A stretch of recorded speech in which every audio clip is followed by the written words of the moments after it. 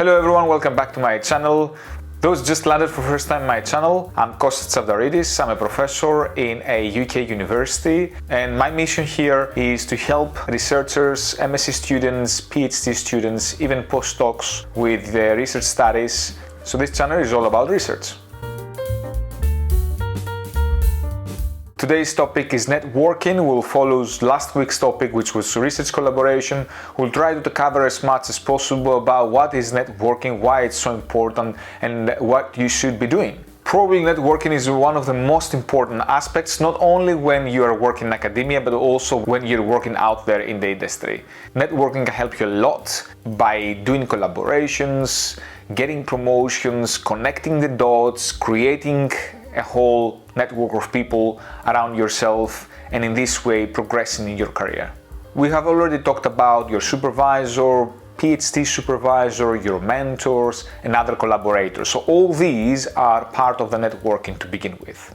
But also there are many other people that they will get benefit from you and you will get benefit from them by collaborating with them. Or if not collaborating, having them in your network, and the same applies to themselves. So this is the first part. There is no need to actually collaborate with someone in order to be considered in your network. Network means that people can promote your work, they can disseminate it, they can say a few good things about yourself, or they can actually find you the best collaborator. So it doesn't necessarily mean that you will be collaborating with someone, but it may be in any form of communication that lasts for some time. It is very important to establish a very healthy and good network from as early as possible in your academic career. I would say before the academic career. Since you are a PhD student, try to nurture relationships and develop your network. The best thing to do as a PhD student is to attend conferences. I cannot stress enough how important it is for you to attend conferences, participate, ask questions, and network with people in the dinner is extremely important. While you're trying to get a network and while you're still very young, you may send an email and you never get answer. So my advice here is do not get discouraged and do not get hurt. It is not personal. People, they're quite busy. Maybe there is an email that landed to their email box by someone they don't know. So you won't get an answer, don't get offended, just move on. There's plenty of people to collaborate and create network with. In my opinion, it is not important to develop a very large network with weak connections. I'd rather have smaller pockets of networks with very strong connections that actually do something to my research and my career, rather than trying to network with everybody. So think about it as a different types of areas that you're working on. You want a kind of a network, a strong network for each one of these pockets of areas that you're working, that you can communicate, you can exchange ideas, you can write papers together, you can submit grants.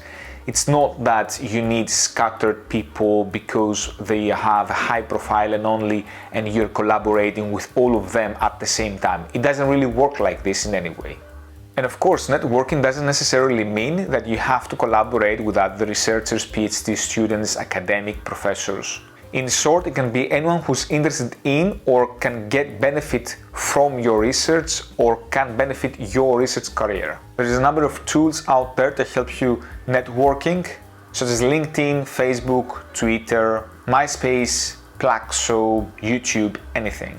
But always think that networking, it evolves naturally and over time. So think about your supervisor, your mentor, your academics, bringing you in contact with other researchers, and then you nurture that relationship over time and you're creating your own network. So don't miss the opportunity getting introduced to some new researchers when the time comes.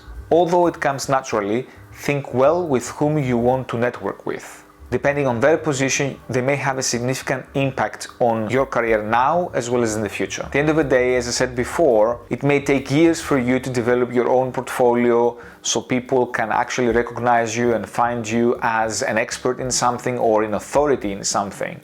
So definitely you want to have a network of people who will spread out the right words about you and they will promote, in other words, your work. However, let me stress out that I don't want to give the impression that networking is only about people talking about your research, promoting your research, or getting benefit from others' power. Although this is what you want to achieve at the end of the day. But at the same time, you have skills, you have expertise, you have knowledge, and you can contribute to the others' work and life. At the end of the day, networking is not give and take. It's not really transactional. Please don't go with that attitude, because you will be disappointed and most probably you will also be put off. Just try to connect with other humans, try to connect naturally, try to nurture those relationships, to have common interests, exchange ideas, keep that communication going.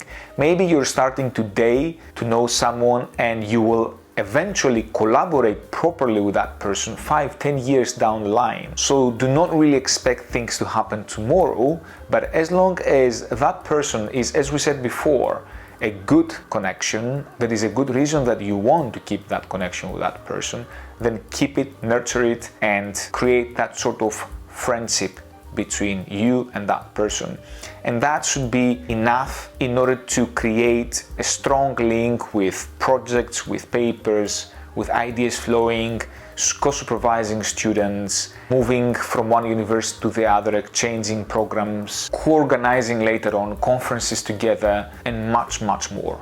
Last thing, in academia, unfortunately, the game is a lot of times as a sole player. It's you and your group, and no matter how much network you've got, how strong it is, how wide it is, you will have to prove yourself that you deserve it, you're worth it, and you are a leader yourself. That's the nature of academia, and we cannot do anything about it.